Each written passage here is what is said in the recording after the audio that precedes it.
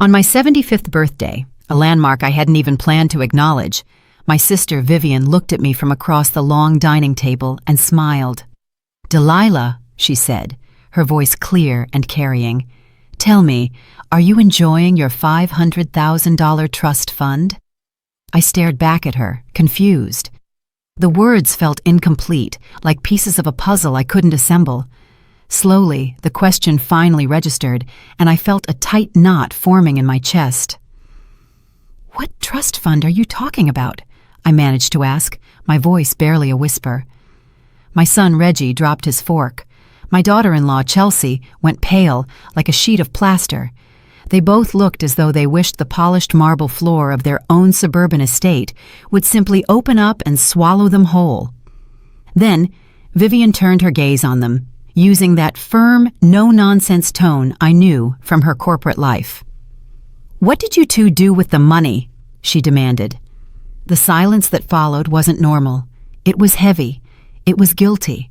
It was the kind of silence that screams the truths no one wants to hear. That night, the air in the house didn't smell like a birthday celebration. It smelled like a goodbye, the kind you sense coming but refuse to name. I was sitting at the head of the table, as usual, feeling like little more than an ornament among the expensive dinnerware and crystal glasses I never owned in my own small apartment. 75 years old, 75 years. And my son Reggie had insisted so strongly on celebrating my birthday in his opulent house that I couldn't refuse. Not because I wanted to be there, but because a mother never stops searching for her children's affection, even if it costs her dignity. My name is Delilah Ames. I was born in a neighborhood where women were taught from girlhood to be quiet, to obey, to smile, even when everything inside was breaking. I married young, I had 2 children, I was widowed 5 years ago, and since then, I've lived alone in a cramped 1-bedroom unit in a place called The Heights, surviving on a small Social Security pension that barely covers my groceries. Reggie lives in a 3-story house with a sprawling lawn and a pool. Chelsea, my daughter-in-law, wears designer clothes and leases a new SUV every 2 years. My grandchildren attend private preparatory schools where the monthly tuition costs more than my rent for 3 months combined. I always believed they just worked incredibly hard, that they deserved it all, and that I had no right to ask for anything because I had already done my part by raising them. But that night, when Vivian spoke those words, something inside me finally broke. Or perhaps it simply woke up. Vivian Ellington is my younger sister. She's 70 years old and lives 2 states away. She's successful, running her own consulting firm, traveling the world, wearing tailored suits and French perfume. We don't see each other often, maybe once or twice a year. It's not because we don't get along, but because our lives took completely different paths. She built an empire.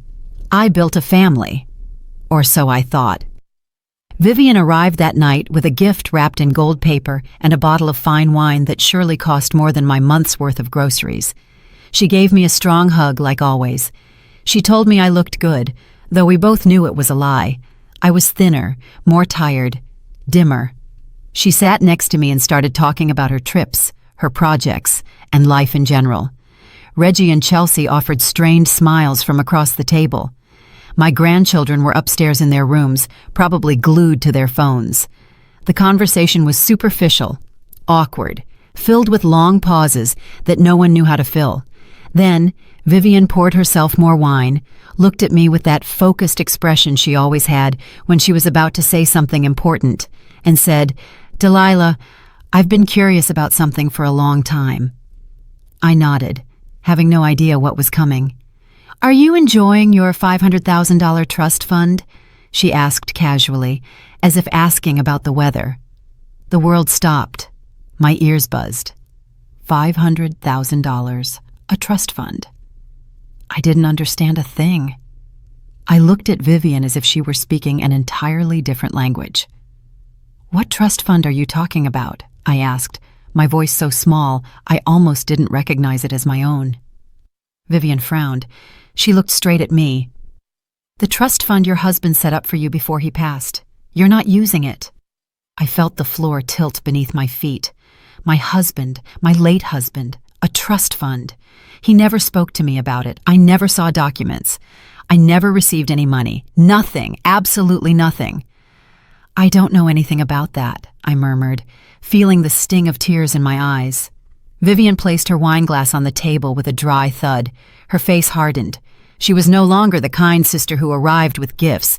She was the relentless businesswoman who tolerated neither lies nor betrayal. She turned to Reggie and Chelsea, who were frozen like statues. "What did you do with the money?" she asked in a voice so cold it seemed to drop the temperature in the room. Reggie cleared his throat. He tried to smile. "Aunt Vivian, I think there's a misunderstanding." "There is no misunderstanding," Vivian cut him off. "I was present when your father signed those documents. I was a witness. $500,000 in an irrevocable trust for Delilah, with clear instructions that she was to receive monthly payments for life. Where is that money?"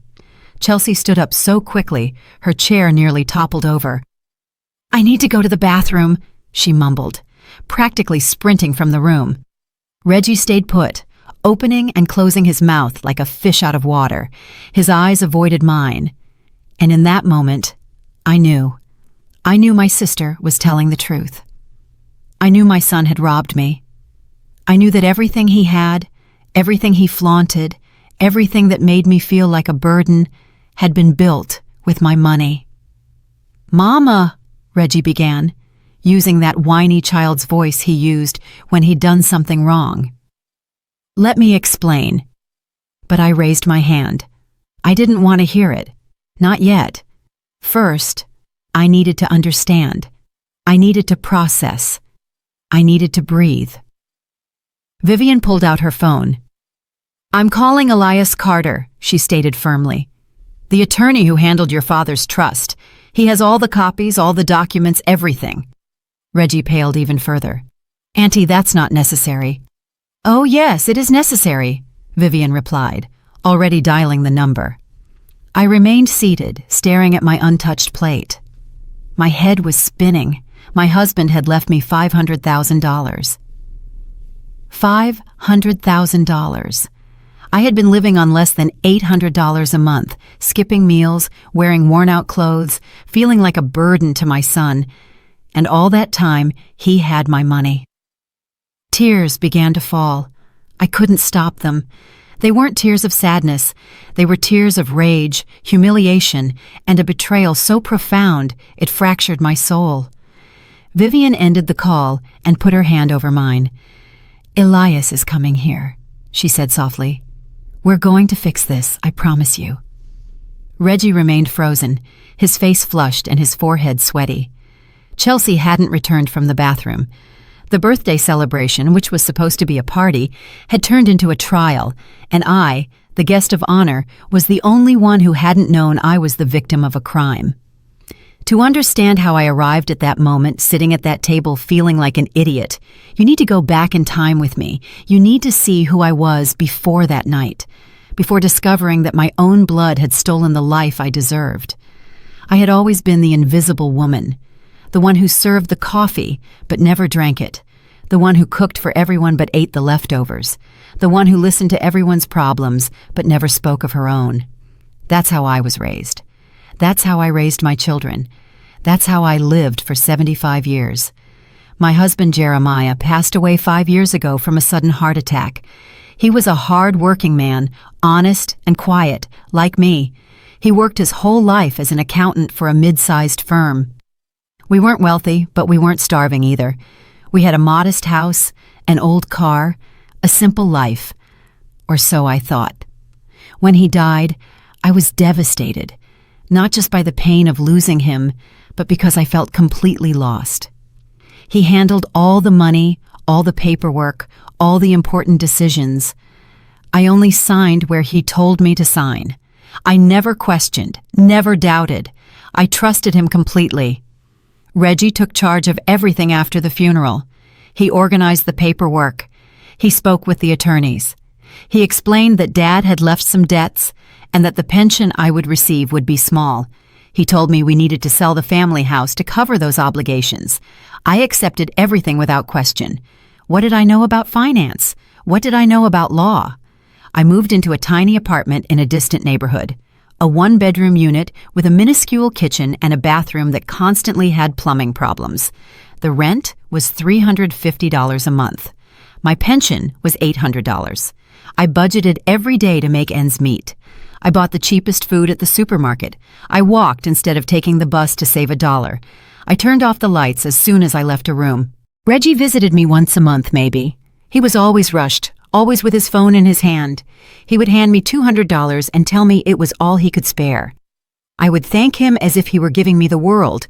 $200 made the difference between eating chicken or just rice that week. Chelsea never came with him. She said she was busy with the kids, with work, with a million things.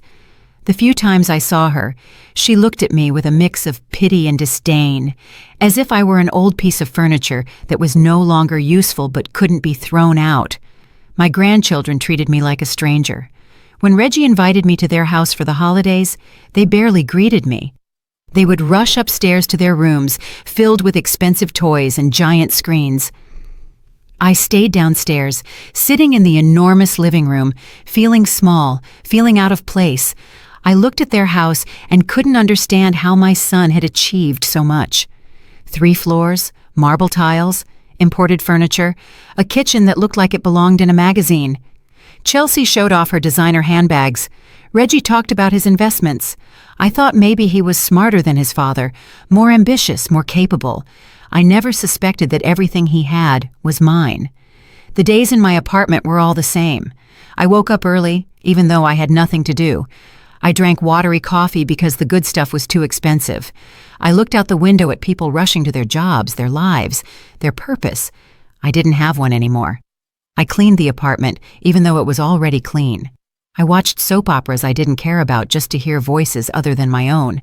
I cooked for one person, and I had leftovers that I saved for the next day and the day after that. My neighbors were kind, but distant. Everyone worked. Everyone had busy families. I was the old lady in apartment 203, the one who said hello in the hallway, the one who never caused trouble, the one who paid her rent on time by selling some of the few pieces of jewelry I had left when the money ran out. I had one friend, Paulette. She lived in the unit next door. She was a widow too, but she had a better pension. Her children called her every day, visited on weekends, and paid for her trips. I envied her in silence. Paulette noticed things. She asked me why my son was never around, why I wore the same clothes all the time, why she sometimes heard me crying at night when I thought no one could hear. One day, while having tea in her apartment, she told me something that stuck with me. "Delilah, you've always been the type to swallow everything, to endure, to keep quiet, but nobody's going to give you a medal for suffering in silence. Sometimes you have to stop swallowing. Sometimes you have to spit out what's poisoning you." I laughed nervously. I told her I was fine, that I lacked nothing, that my son did what he could for me. But Paulette looked at me steadily and shook her head. "One day you're going to wake up, Delilah, and when you do, I hope it's not too late." I didn't understand her words. Then the flashbacks came in waves. I remembered when Reggie was a child, and I worked cleaning offices to pay for his college application fees. I remembered the sleepless nights when he was sick, and I didn't have money for a doctor, but I took him anyway. I remembered selling my wedding ring to pay for his university tuition. I also remembered how he started to be ashamed of me as he grew up, how he stopped introducing me to his friends, how he asked me not to pick him up from school because the other kids made fun of my old clothes, like when he married Chelsea and they sat me in the last pew of the church as if I were just another guest, not the groom's mother. I always told myself it was normal, that children grow up and drift away, that I had to understand I couldn't be a burden. That word, burden, how many times had I heard it? How many times had I told myself, I don't want to be a burden. I can't ask them for more. They've done enough for me. I'm fine alone. Lies. All lies I repeated to myself so I wouldn't have to face the truth. The truth that my son had emotionally abandoned me long before he stole my money. The truth that I had allowed myself to be treated like trash because I believed that was love. That was being a good mother.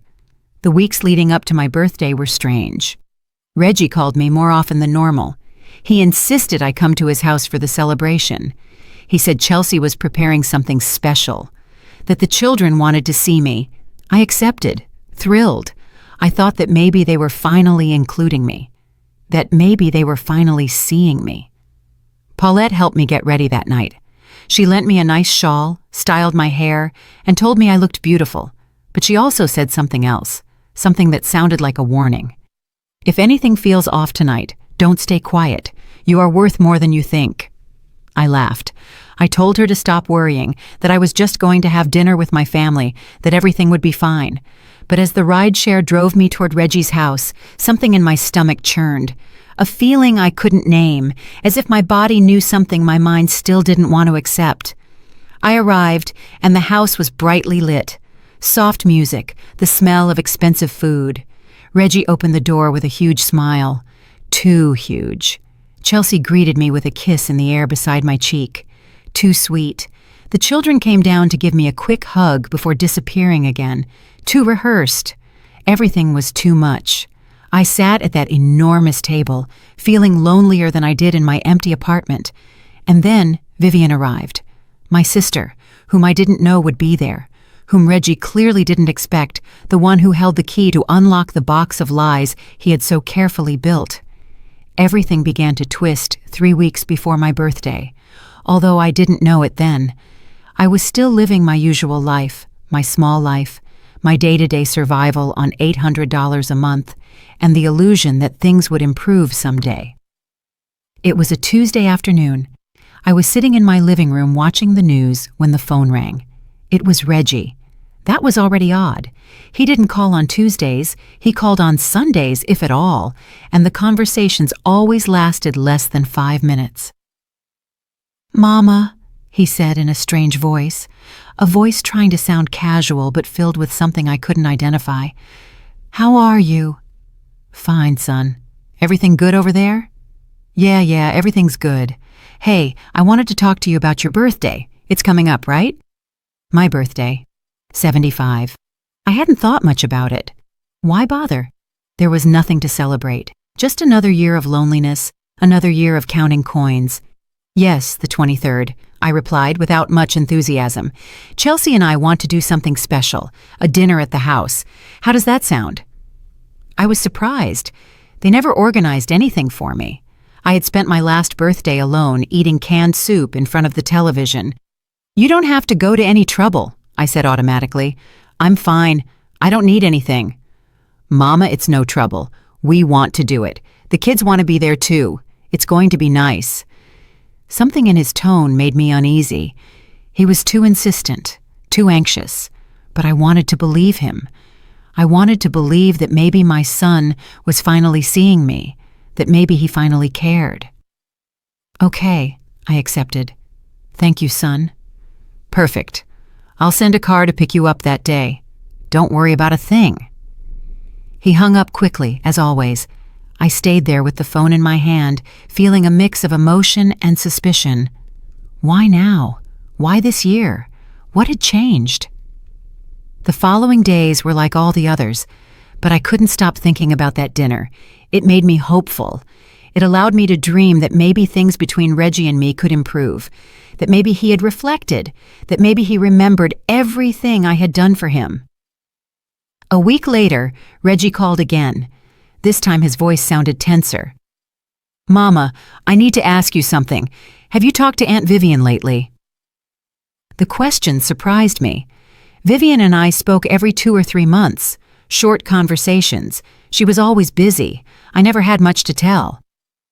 "No, I haven't spoken to her in about 2 months. Why?" "No reason. Just curious. Hey, about the dinner. It's better if it's intimate. Just us. Close family. How does that sound?" "Of course, son. Whatever you want." But something about that conversation left me uneasy. Why was he asking about Vivian? What did she have to do with my birthday? Paulette noticed my concern. She always noticed everything. We were having tea in her apartment when I mentioned it. "He says he wants to have a dinner for my birthday," I told her. "But I don't know. He sounds weird, nervous." Paulette put her cup down and looked at me seriously. "Delilah, do you trust your son?" The question hurt. "He's my son. Of course I trust him. Even though he never visits you, Even though he has you living on less than he spends on tips? Even though he lives in a mansion while you count pennies to buy bread? He does what he can for me, I defended him. I always defended him. It was my job. It was what mothers do. And what if he's not doing anything for you? What if he's doing everything against you? Don't say that, I begged, feeling tears threaten to spill. Reggie is not like that, Paulette sighed. She took my hand. Delilah, listen to me. You are a good woman, too good, and good people always end up being trampled by those who have no scruples. I'm not saying your son is evil. I'm just telling you to open your eyes. Don't swallow everything they tell you without chewing first. Her words floated in my head for days. I tried to ignore them. I tried to convince myself that she was wrong, that she was bitter, that she was projecting her own problems onto my life. But at night, when I couldn't sleep, I started asking myself questions. Why was Reggie living so well if I had been left with nothing? Why had my husband left me only that miserable pension if he had worked for 40 years? Why had Reggie handled all the paperwork without letting me see anything? One afternoon, I decided to search.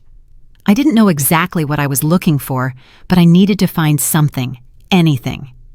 I took out the box of documents I had stored in the closet, old papers, paid bills, photos, memories. At the bottom, there was a folder with some documents from my husband's funeral, receipts, certificates, a letter from the attorney who handled everything. The letter was addressed to Reggie. It said something about finalizing the estate's affairs, but it said nothing specific, nothing I could understand. There was a name, Elias Carter, attorney at law with a phone number. I held that paper for a long time. Should I call? What would I say? What right did I have to interfere in things that Reggie had already resolved?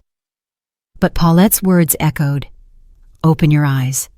Don't swallow everything. I put the paper in my handbag. I didn't call that day or the next, but I carried it with me as if it were a bomb I didn't dare detonate. The Friday before my birthday, Reggie showed up at my apartment without warning. That never happened. He never came without calling first. He knocked on the door, and I nearly jumped out of my skin. "Son, what a surprise," I said, opening the door. He walked in, looking around as if it were the first time he'd ever visited, as if he'd never seen the poverty I lived in, as if he'd just realized how miserable my life was. "Mama, I need to talk to you," he said without sitting down. "Did something happen? Are you okay?" Yes, I just wanted to confirm that you're coming to dinner on Tuesday. It's important that you're there." "Of course I'll be there. You already told me." He ran his hand through his hair. He was sweating, even though the apartment was cool. "And you haven't talked to anyone? No one has called you asking about Dad? About money things?" My heart started beating faster. No. Who would call me? No one. "I'm just asking. Sometimes there are scammers who call widows, saying there are inheritances or things like that.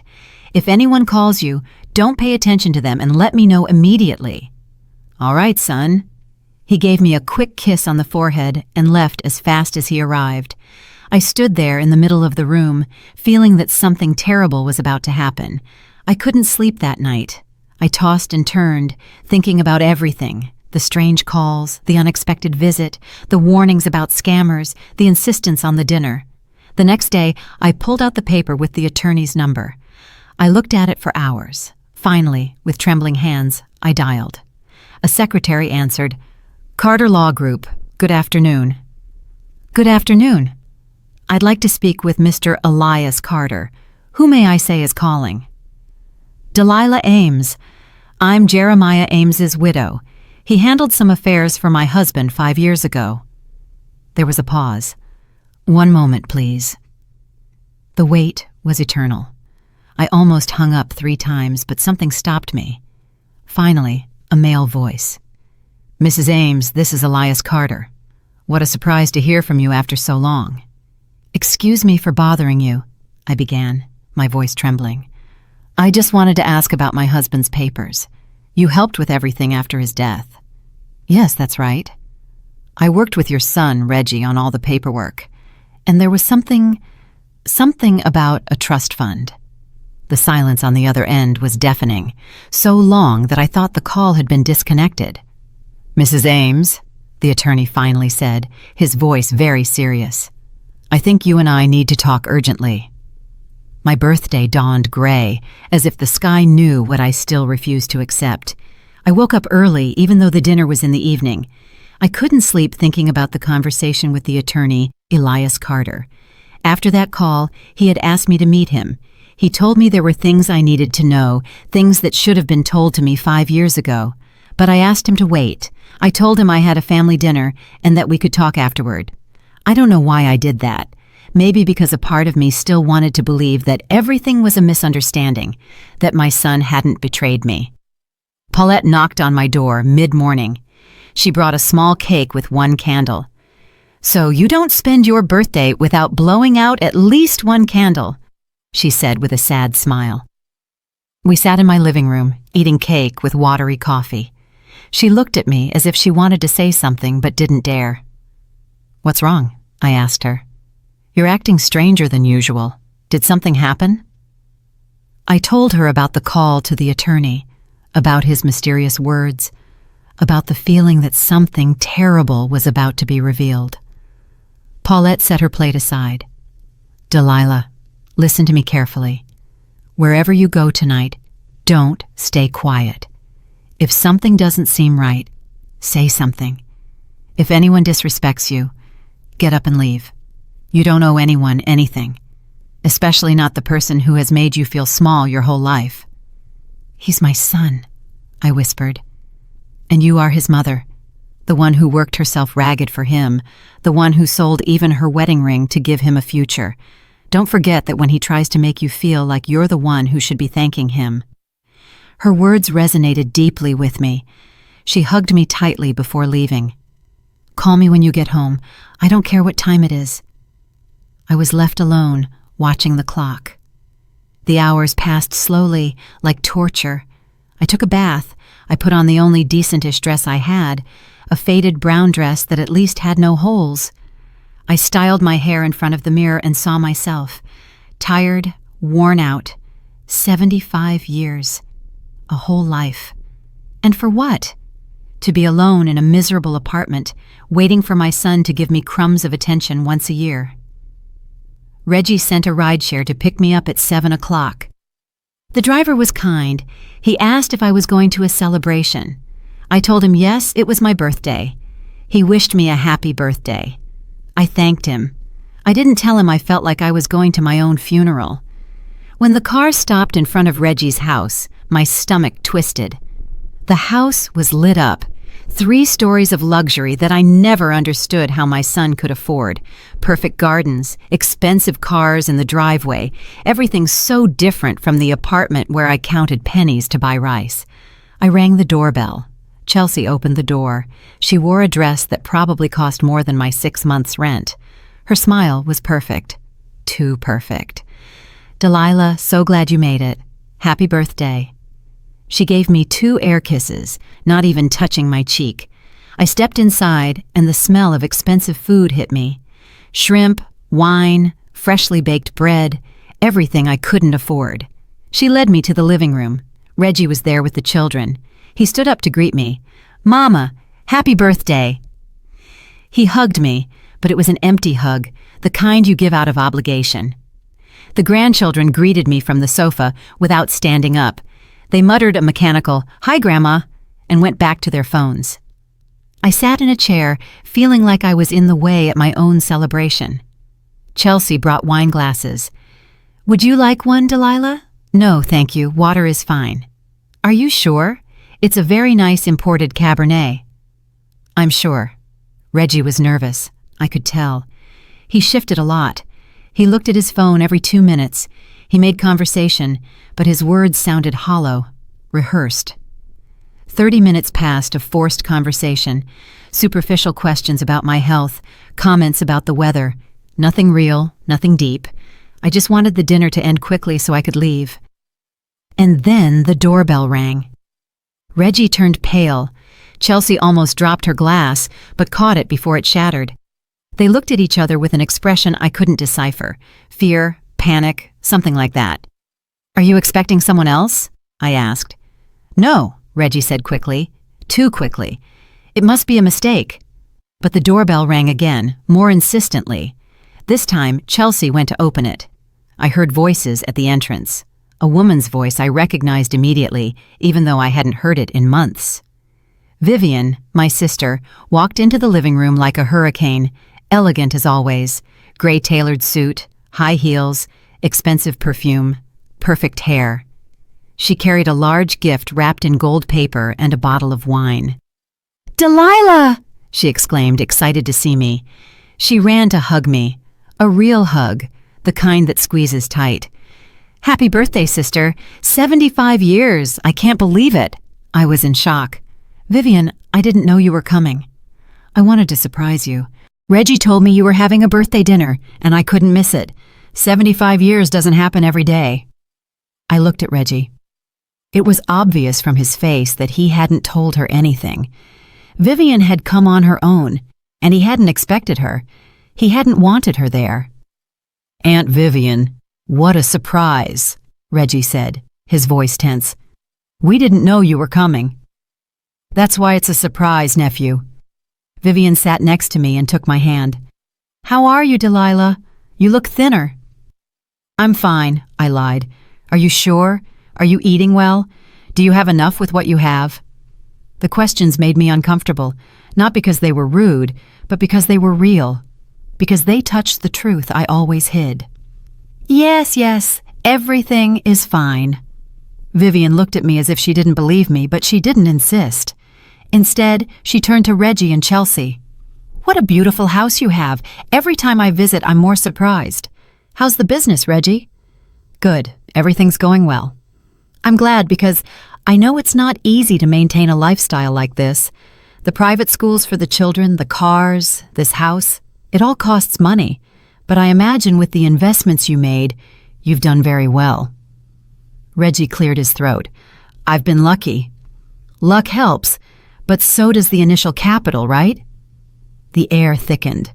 I didn't understand why, but something in Vivian's tone was different, as if she were playing a game whose rules only she knew. Chelsea reappeared from the kitchen. "Dinner is ready." We moved to the enormous dining room, a wooden table that could seat 12 people. Fine china, silver cutlery, cloth napkins, everything so elegant, everything so far removed from my reality. They seated me at the head of the table as the guest of honor. Vivian sat on my right. Reggie and Chelsea were across from me, and the children sat silently and bored at the ends. The food was exquisite.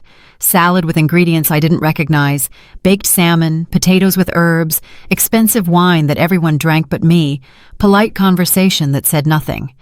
And then Vivian put her fork down on the plate, took a long sip of wine, looked at me with an expression I couldn't read, and said the words that would change everything.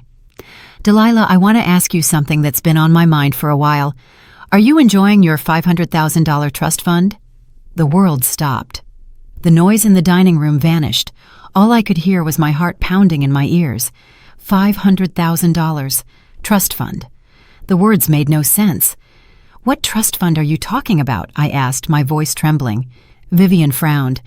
"The trust fund your husband Jeremiah left for you before he passed. I was present when he signed the documents. $500,000, so you could have a dignified old age, so you would never lack for anything." Tears began to sting my eyes. "I don't know anything about that." Vivian put her glass down with a dry thud.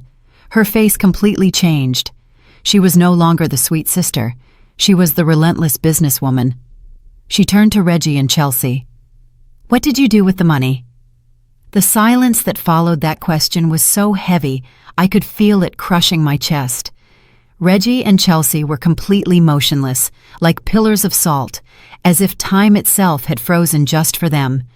My grandchildren looked confused, darting their eyes from one adult to another, not understanding what was happening.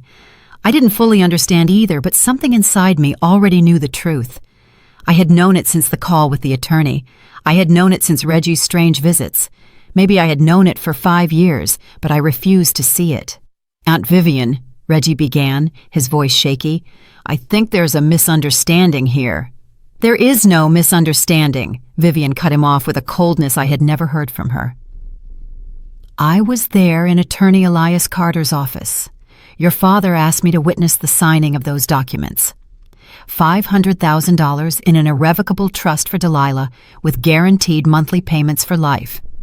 $4,000 monthly. Everything legally protected, so she would never have to worry about money. $4,000 a month. I was living on $750. The words wouldn't fit in my head. They couldn't be real. "Mama," Reggie said, finally looking at me, "let me explain." But Vivian raised her hand. "No, answer my question first. Where is that money? Why is your mother living in a miserable apartment on a pension that barely covers her food? Why does she know nothing about the trust?" Chelsea got up so fast her chair nearly fell over. "I need to go to the bathroom," she muttered, practically running out of the dining room. The children also got up. "Can we go to our rooms?" the older one asked. "Go," Reggie said without looking at them. It was just the three of us, Vivian furious, Reggie terrified, and me in the middle, feeling my world crumble piece by piece. "Reggie," I said, with a voice I didn't recognize as mine, "is what your aunt says true?" He ran his hands over his face. He was sweating. His hands were shaking. "Mama, it's complicated." "It's not complicated," Vivian interjected. "It's quite simple.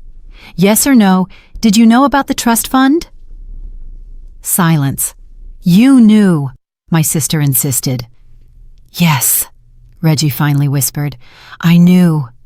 The words hit me like stones, like physical blows, like a betrayal that stole my breath. "And why didn't I know?" I asked, feeling the tears start to fall uncontrollably. Reggie wouldn't look me in the eye. "Dad named me the administrator of the trust. He left me in charge of managing everything.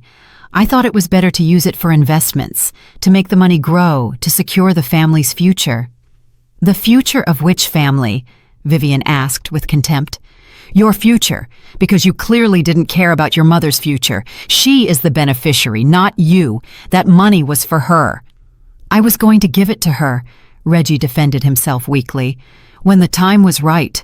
"When?" I shouted. I couldn't hold back any more. 75 years of holding everything in silence, and finally, something inside me snapped. "When was the right time, Reggie? When I was starving, when I couldn't pay my rent anymore." "Mama, it's not like that." "Then how is it?" My voice was shaking with rage and pain. "Tell me, how is it that for 5 years I have lived on less than $800 a month while you had my money? Tell me, how is it that I've sold my belongings just to eat while you bought luxury cars? Tell me, how is it that I felt like a burden to you when you were living off what was mine the entire time?" Vivian pulled out her phone. "I'm calling Elias Carter right now. He has all the documents, all the proof, and we are going to settle this once and for all." "Auntie, wait," Reggie pleaded. "It's not necessary." "Oh, yes, it is necessary." Vivian was already dialing the number. "Very necessary." Reggie looked at me with pleading eyes.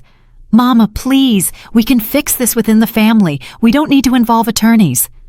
"Fix it how?" I asked. "By giving me the crumbs you decide to give me when it suits you? By continuing to lie to me?" Chelsea returned to the dining room. Her eyes were red. She had been crying.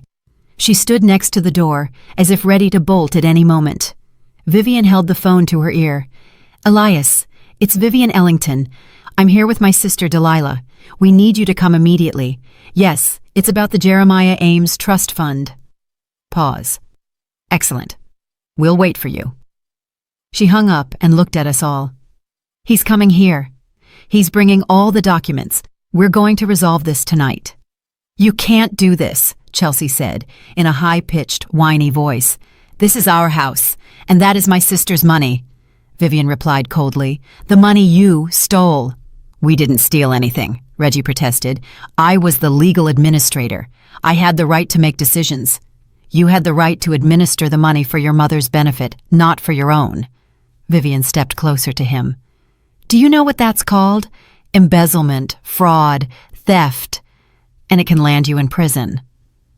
Reggie paled further. I didn't want to hurt Mama. I just thought I could make better use of the money, invest it, multiply it. And did you multiply it? Vivian asked. Where are the original $500,000 plus 5 years of investment gains? Because from what I can see, they're in this house, in those cars, in those expensive clothes your wife is wearing, all built with your mother's money, while she was going hungry. I remained seated, listening to everything as if it were a movie, as if it weren't my life, as if they weren't talking about my son who had robbed me, lied to me, and let me suffer while he lived like a king with my money. Reggie, I finally said, my voice calm, too calm, the calm that comes after a storm. Look me in the eyes. He slowly looked up. Did you ever feel guilty? Ever? In these 5 years, did you ever think about me living alone in that horrible apartment while you slept in your expensive sheeted bed, bought with my money? Mama, Answer, yes or no. Silence. That silence told me everything I needed to know. And you? I turned to Chelsea. You knew. She nodded, almost imperceptibly, cowardly to the end. She couldn't even admit it out loud. You too, I said, getting up from the chair. You watched me struggle. You watched me count pennies. You watched me wear the same worn-out clothes over and over. You watched me turn down invitations because I didn't even have bus fare. And you said nothing. You did nothing. You kept taking my money and letting me believe I was a burden to you. Tears were falling, but my voice wasn't shaking. Something had changed inside me. Something had broken, but something had also been fortified. The worst part, I continued, it's not that you stole the money. The worst part is that you stole my dignity. You made me feel useless, stupid, an old woman good for nothing. You made me believe I had to thank you for the crumbs you gave me, and all the while you knew the truth. Reggie tried to approach, but I raised my hand. Don't touch me. Mama, forgive me. I can give it all back. I swear that— With what? Vivian asked. Because if you spent it all on this life of luxury, where are you going to get $500,000 plus 5 years of monthly payments you never gave her? We're talking about more than $700,000. The figure made me dizzy. $700,000, a lifetime of security that they had taken from me. The doorbell rang. Vivian went to open it. She returned with a man in his 60s, dark suit, leather briefcase, serious expression. Good evening, the man said. I am Elias Carter. I regret that we are meeting under these circumstances, Mrs. Ames. I stood up. My legs were shaking. You spoke with me on the phone. That's right, and I deeply regret not having insisted on speaking with you directly 5 years ago. I assumed your son had informed you of everything. That was my mistake. He opened his briefcase and pulled out a thick folder. He placed it on the dining table. Everything is here. The will, the trust agreement, the administration documents, everything signed by your husband and by Reggie as administrator. He opened the folder and began showing me papers. My vision was blurry from tears, but I could see the figures. $500,000, monthly payments of $4,000. My name on all the documents as the sole beneficiary. Your husband was very clear, Elias explained. This money was only for you.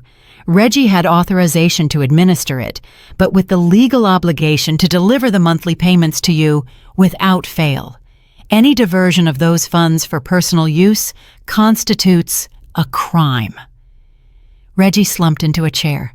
Chelsea was crying silently. I remained standing, looking at those papers that represented the deepest betrayal I had ever experienced. Elias Carter spread the documents on the table as if they were cards in a macabre game. Every paper was more proof of the lie I had lived for 5 years. I looked at them without being able to fully process them. My brain refused to accept that all this was real. Mrs. Ames, the attorney said, his voice firm but not cruel, did you receive any monthly payments from this trust fund in the last 5 years? No, I replied in a strained voice. I didn't know it existed. Were the terms of your husband's will ever explained to you?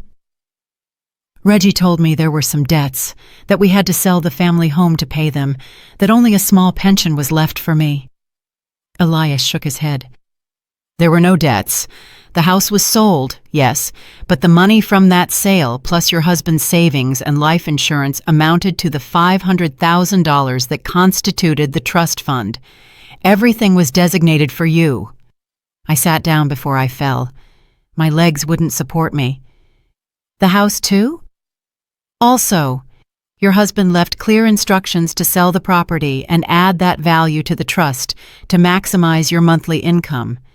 You should have been living comfortably on $4,000 a month without worries. $4,000 a month for 5 years. I did the quick calculation in my head. $240,000 that I never saw. $240,000 that my son had used while I counted pennies to buy bread. Reggie, Elias said, turning to my son, where is the money? My son had his head in his hands. I invested it. In what? In this house, in the business, in the kids' schools, in everything. Do you have records of those investments, account statements, documents proving that this money was invested with the intention of generating profit for your mother? Silence. I'll ask you another way, the attorney continued. Can you return the original $500,000 plus the monthly payments you owed your mother? More silence. Chelsea was sobbing harder. He can't now, Vivian said with contempt. He spent it all on luxuries, on appearances, on living a life that wasn't his. Elias pulled out more papers. Here are the bank statements for the trust fund. During the first year after your husband's death, Reggie transferred $50,000 for the down payment on this house. Another $100,000 went into renovations, $30,000 for a car, and so on. In 2 years, he had almost completely emptied the principal fund. And the other 3 years? Vivian asked. Loans against the trust fund, more transfers, small amounts here and there that total significant figures. By the time we realized, there was practically nothing left. We realized, I repeated. You knew all of this. Elias lowered his gaze. For the first time, the attorney looked ashamed. I knew Reggie was making movements. He is the legal administrator, so technically he had authorization, but I assumed you were aware that he consulted you, that there was a family agreement. I never imagined you knew nothing. Why didn't you reach out to me to confirm? My voice sounded harsher than I intended. I should have. It is my professional responsibility, and I offer my sincerest apologies. But I must also tell you that Reggie assured me several times that you were well cared for, that you were living with them, that you didn't need the money monthly because he covered all your expenses. I looked at Reggie with a mix of horror and disgust. You told him I was living with you? Reggie didn't answer. He couldn't even look at me. You told him that? I shouted. I no longer cared about controlling myself.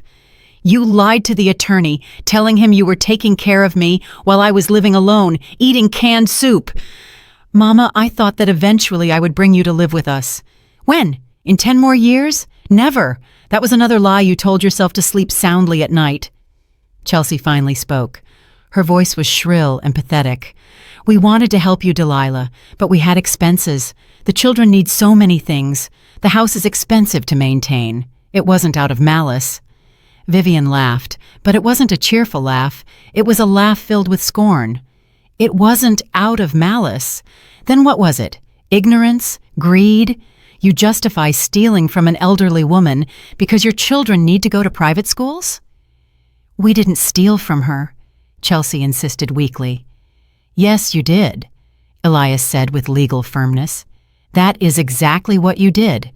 Misappropriation of fiduciary funds, fraud, financial abuse of an elder. All of those are criminal offenses, in addition to civil ones. Fear settled on Reggie's face. Criminal? But I'm her son. She won't press charges. Everyone looked at me. I stayed silent. I didn't know what I was feeling. Too many emotions at once. Pain, rage, betrayal, but also something new. something I hadn't felt in years. Power, the feeling that I finally had control. "What remains of the trust fund?" Vivian asked Elias. The attorney reviewed his papers. "Approximately $30,000 is all that hasn't been squandered. 30,000 out of 500,000. My husband had worked his whole life to secure my future, and his own son had destroyed it in less than 5 years. And what options does my sister have?" Vivian continued. Elias adjusted his glasses. "Several. She can file a civil lawsuit to recover the funds plus damages. She can file a criminal complaint for fraud and embezzlement, or she can try to reach a private agreement with her son for the return of the money." "Which do you recommend?" Vivian asked.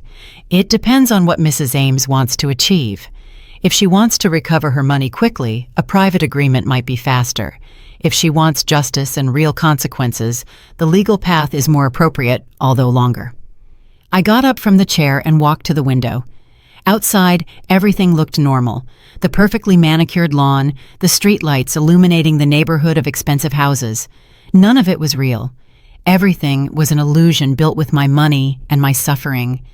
"Mama," Reggie said behind me, "please talk to me. Tell me what you want me to do." I turned around slowly. I looked him in the eyes, those eyes that once looked at me with a child's love, those eyes that now only reflected fear and guilt. "What do I want you to do?" I repeated his words. "I want you to tell me the truth, for the first time in 5 years. Did you plan this from the beginning? As soon as Dad died, did you already know you were going to keep my money?" "No, it wasn't like that. At first, I only took a little for the down payment on the house. I thought I would pay it back, but then we needed more and more, and it got out of hand." "And you never thought of telling me the truth? Of giving me at least some of what was mine?" He looked down. "I was afraid you would get angry, that you would judge me. And you preferred to leave me to live in misery? You preferred to see me suffer rather than face your mistake? You thought I was fine, that I didn't need so much, that I was happy with my simple life." Those words pierced me like knives. Happy. Do you think I was happy starving? Happy wearing clothes with holes? Happy feeling like a burden to you every time I asked for $200 miserable? "Mama!" "Don't call me Mama. A mother to you was someone to use and discard, someone whose sacrifice was worth nothing, someone you could lie to and steal from without remorse." Chelsea approached timidly. "Delilah, please think about the children. If this goes public, if there's a trial, they will suffer. They will lose their father." I looked at her incredulously. "You're asking me to think about your children? You who never thought about me? What are you going to tell them when they ask why their father is in trouble? That he robbed their grandmother and she had the audacity to defend herself?" Vivian stood next to me. "You don't have to decide anything now, Delilah. Take your time. Think carefully about what you want." Elias closed his briefcase. "Mrs. Ames, I will prepare a complete report of everything for you. Bank movements, transfers, everything documented. Then you decide what to do with that information." "How long do I have to decide?" I asked. "Legally, you have several years to file a lawsuit, but I recommend acting soon. The more time passes, the harder it will be to recover the assets." I nodded. My head was spinning. I needed to get out of there. I needed air. I needed to be alone to process all this. "I'm leaving," I announced. "I'll take you," Vivian said immediately. Reggie took a step forward. "Mama, wait. Don't leave like this. We can talk more. We can—" "There is nothing more to talk about tonight," I interrupted him. "You did what you did. Now, I'm going to do what I have to do." I walked toward the door. Vivian followed me. Elias gathered his papers and walked with us. Before leaving, I turned around one last time. Reggie was standing in the middle of his expensive living room, in his luxurious house, surrounded by everything he bought with my money. He looked small, scared, but I no longer felt pity for him. "Happy birthday to me," I said, and I left. The silence in Vivian's car was almost deafening. She drove, focused on the road. I sat in the passenger seat, my gaze lost out the window. The city lights passed by blurred. Or maybe it was because I couldn't stop crying. They weren't loud tears. I wasn't sobbing. I was just letting them fall while my head tried to process everything that had just happened. My 75th birthday had been the worst and the most revealing night of my life. The day I discovered that for 5 years I had been the victim of my own son. "Do you want me to take you to your apartment?" Vivian asked softly. "Yes," I whispered. We drove in silence for another 15 minutes. When we arrived at my building, Vivian turned off the engine. "Do you want me to come up with you?" "No, I need to be alone." "Delilah, you shouldn't be alone tonight. You just received a terrible blow." "I've been alone for 5 years.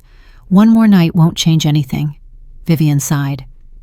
"At least promise me you'll call me if you need anything. Anytime, I don't care." I nodded. I got out of the car and walked to the entrance. My legs felt heavy, as if I were carrying the whole world. I climbed the stairs slowly. Every step was an effort. When I finally reached my door, my hands were shaking so much that I struggled to put the key in the lock. I stepped into the apartment and saw it with new eyes. This miserable place, this tiny room, this kitchen where barely one person fit, this bathroom with perpetually leaky pipes. All of this had been my life, while my son lived like a king. I sat down on the old second-hand sofa and finally let everything out. I cried harder than I had since my husband's funeral. I cried for the 5 lost years, for the nights of hunger, for the shame of not being able to buy my grandchildren a decent Christmas gift, for every time I felt useless and old and like a burden. But I also cried from rage, a rage that had been bottled up for 75 years, rage against a world that taught me to be quiet, against a life that taught me to endure, against myself for accepting everything without ever questioning it. I don't know how long I sat there in the dark. Eventually, I heard a knock at the door. It was Paulette. "I saw you arrive," she said when I opened it. She carried 2 steaming mugs. "I made tea, and I won't take no for an answer." I let her in. We sat together on the sofa. She didn't ask me anything, she just waited. And after taking a sip of tea, I told her everything, every word, every revelation, every betrayal. Paulette listened in silence. When I finished, she put her mug on the table and took my hands. "Delilah, do you know what just happened tonight? I found out my son robbed me." "No, well, yes, but something more important happened too. You stopped swallowing. You stopped being quiet. For the first time in your life, you demanded answers. You demanded the truth. And that, my friend, is the beginning of everything." "I don't feel strong," I admitted. "I feel destroyed." Being destroyed and being weak are not the same thing. Sometimes you have to completely fall apart so you can rebuild yourself the right way, without the lies, without the weight of others' expectations. Her words resonated with me. She was right. Something had changed tonight. I hadn't just discovered the truth, I had also discovered my voice. The voice I had silenced for 75 years because I was taught that good women don't complain, that good mothers forgive everything, that good wives obey. "What are you going to do?" Paulette asked. "I don't know yet. The attorney is going to send me all the documentation. I have options, but I don't know which one to choose." "Which one scares you the most?" The question took me by surprise. "Fear." "Yes. Sometimes what scares us the most is what we need to do most." I thought about it. What scared me most? Suing Reggie? Pressing criminal charges? Destroying the perfect image he had built? No. What scared me most was something else. "I'm afraid to be free," I said quietly. "I'm afraid to have money. I'm afraid not to need him because then I won't have an excuse to continue being invisible, to continue being small, to continue accepting crumbs." Paulette smiled sadly. "That is exactly what you need to face." She stayed with me late. When she finally left, I stayed awake in the dark, thinking, remembering, processing. I remembered the little girl I was, the one who dreamed of being a teacher. But my parents said women didn't need to study that much, that it was better to marry young and start a family. I remembered the young woman who wanted to work, but my husband said wives stayed home, that her job was to care for the children and keep the house clean. I remembered the mother who wanted to do things for herself, but my children told me to rest, that I had done enough, that they would take care of everything. My whole life had been a series of voices telling me what to do, what to think, what to feel, and I had obeyed because I believed that was love. I believed that sacrificing myself was the right thing to do. I believed that disappearing was noble. But tonight, I had learned something. Sacrifice without reciprocity is not love. It is self-destruction. And I had been destroying myself for 75 years, believing I was being virtuous. The next few days were strange. Elias Carter sent me all the documentation as promised. Thick folders filled with papers that showed every dollar Reggie had taken, every transfer, every lie documented in bank statements. Vivian visited me every day. She helped me review the documents. She explained legal terms I didn't understand. She reminded me again and again that I had done nothing wrong, that the fault lay entirely with Reggie. Reggie called many times. He left messages, pleading messages, messages where he promised to give everything back, messages where he cried and asked for forgiveness. I didn't answer any of them. I wasn't ready. Chelsea called too. Her messages were different. They were justifications. They were attempts to make me feel guilty. Think about the family. Don't be selfish. The children need you. As if I owed them anything after what they had done to me. Paulette accompanied me in the afternoons. We had tea. We talked about everything and nothing. She shared stories of her own life, of how her children had also disappointed her at certain times, of how she had learned to set boundaries, to say no, and to choose herself without feeling guilty.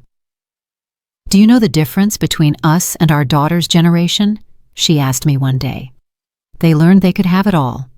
We learned we deserved nothing, and both lessons are wrong." A week after my birthday, Vivian arrived with a proposal. "I've been talking with Elias," she said, sitting on my sofa, "and I think we have a strategy." "What kind of strategy?" "One that gives you back your money, but also your dignity. One that makes Reggie face the consequences, but without completely destroying the children who are innocent in all this." I listened as Vivian explained the plan. It was intelligent, it was fair, but it was also relentless. It required me to be firm, to not back down, to not let guilt or maternal love make me retreat. "Can I do it?" I asked out loud, though the question was more for myself. "You can," Vivian affirmed, "but only if you really want to. No one will judge you if you decide to forgive and forget. It's your decision. What would you do?" My sister looked at me steadily. "I already know what I would do, but I'm not you. I didn't spend 5 years living in this apartment. I didn't have to sell my belongings to eat. I didn't have to endure my own son making me feel like garbage while he lived off my money. This decision is yours alone." I didn't sleep that night. I walked around the small apartment, thinking, weighing options, imagining futures. Finally, when the sun began to rise, I knew what I was going to do, and for the first time in 5 years, maybe in 75 years, I felt sure of a decision. Not because someone told me it was the right thing to do, but because I knew it was. I stood in front of the bathroom mirror. I looked at the woman staring back at me. She was 75 years old, deep wrinkles, completely white hair, hands worn by years of cleaning and cooking and serving others. But I also saw something new in her eyes, something that hadn't been there before.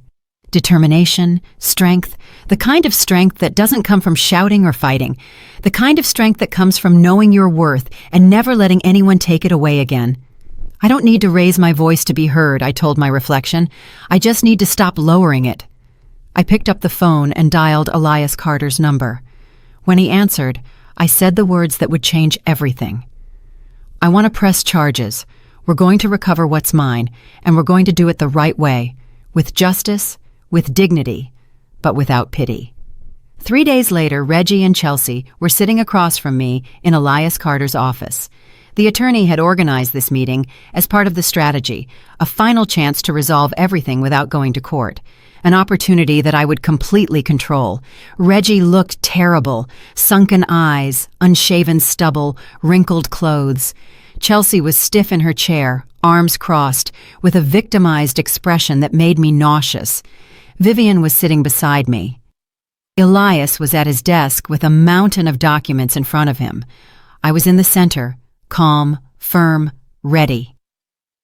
"Thank you for coming," Elias began. "We are here to reach an agreement that avoids a long and costly legal process for both parties." "Mama," Reggie interrupted immediately, "I just want to tell you I'm sorry. I'm so sorry. I know there's no forgiveness for what I did, but I swear I'll give it all back." I raised my hand. "Don't talk yet. First, you're going to listen."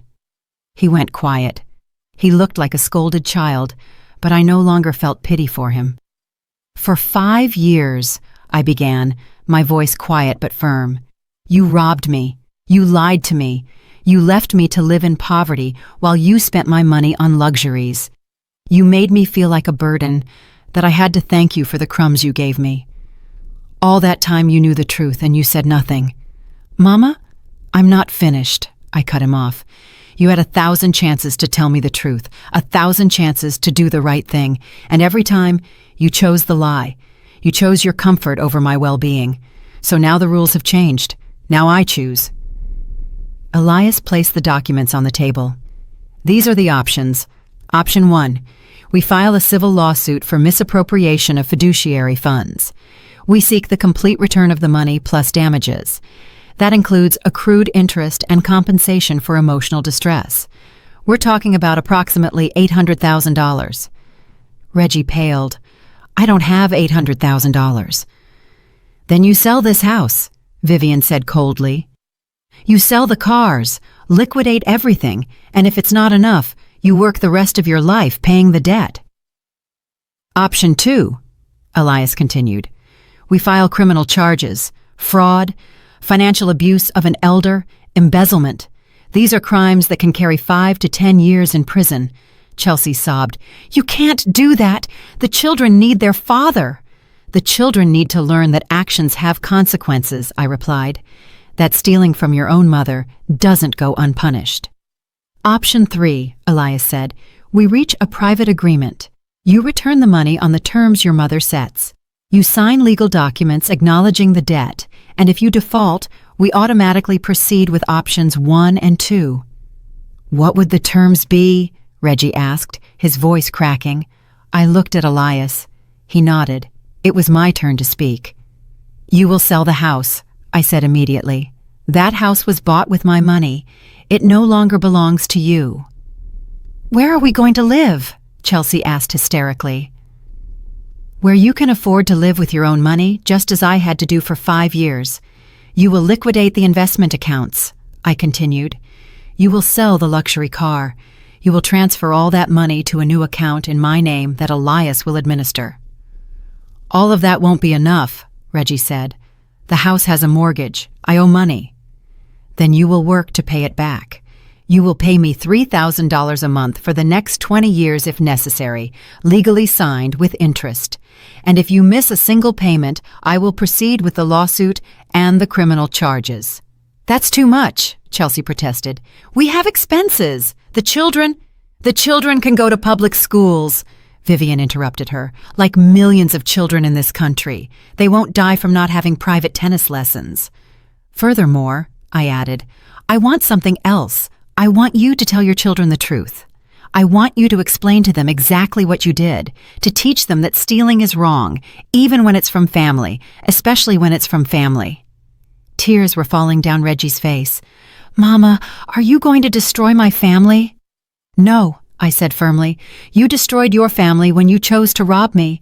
I am only reclaiming what is mine. And if your family doesn't survive this, it's because it was built on lies from the beginning." Elias pushed the documents toward Reggie. "You have 2 options. Do you sign this agreement now, or do we see you in court next week? You decide." Reggie looked at the papers, looked at Chelsea, looked at Vivian. Finally, he looked at me, searching for compassion, hoping I would yield, searching for the mother who always forgave everything. But that mother no longer existed. "Sign," I said, "or face the full consequences of your actions." With trembling hands, Reggie picked up the pen. He read the documents. Every page was a reminder of his betrayal. Every clause was a debt he would have to pay. I sign. Chelsea also had to sign as a co-debtor. Both committed to returning everything, selling everything, paying me monthly, and facing severe legal consequences if they defaulted. When they finished, Elias collected the documents. "These are legally binding. You have 30 days to sell the property and transfer the initial funds. The monthly payments begin the following month." Reggie remained seated there, destroyed. But I didn't feel victory. I only felt a deep exhaustion. The exhaustion of 75 years of carrying the expectations of others. "Is there anything else you want to say to me?" I asked him. "Will you ever forgive me?" His voice was barely a whisper. "I don't know," I replied honestly. "Maybe. Maybe not. But that no longer depends on you. You did what you did. Now I'm going to live my life, with or without your repentance." I stood up. Vivian walked with me. We left that office, leaving behind a son who had learned the hardest lesson of his life, the lesson that mothers also have limits, that love doesn't mean allowing abuse, that forgiving doesn't mean forgetting or allowing it to happen again. Outside, the sun was shining. It was a beautiful day, and for the first time in 5 years, I could see the beauty without it being stained by worry over money. "How do you feel?" Vivian asked. "Free," I replied. "Finally free." 6 months later, I was sitting on the balcony of my new apartment drinking coffee. Not watery instant coffee, but real coffee, made from freshly ground beans, the kind of coffee I had always seen in stores but never allowed myself to buy. The apartment wasn't large, but it was mine. 2 bedrooms, a full kitchen, a bathroom that worked, and this small balcony where I could watch the sunrise every morning. I had rented it with the money recovered from the sale of Reggie's house. Elias had handled everything impeccably. The house sold in 3 weeks. After paying off the mortgage and debts, $200,000 went directly into my account. The cars were sold, the accounts were liquidated. In total, I had recovered nearly $300,000. It wasn't the original $500,000, but it was enough, more than enough for a 75-year-old woman who only needed peace and dignity. Elias had reinvested the money in a new trust fund. This time, I was the sole administrator. No one else had access. No one else could make decisions about my future. The monthly payments of $2,500 arrived promptly in my account every month, and Reggie complied with his additional $3,000. For now. Vivian visited me often. Sometimes we went out to lunch at nice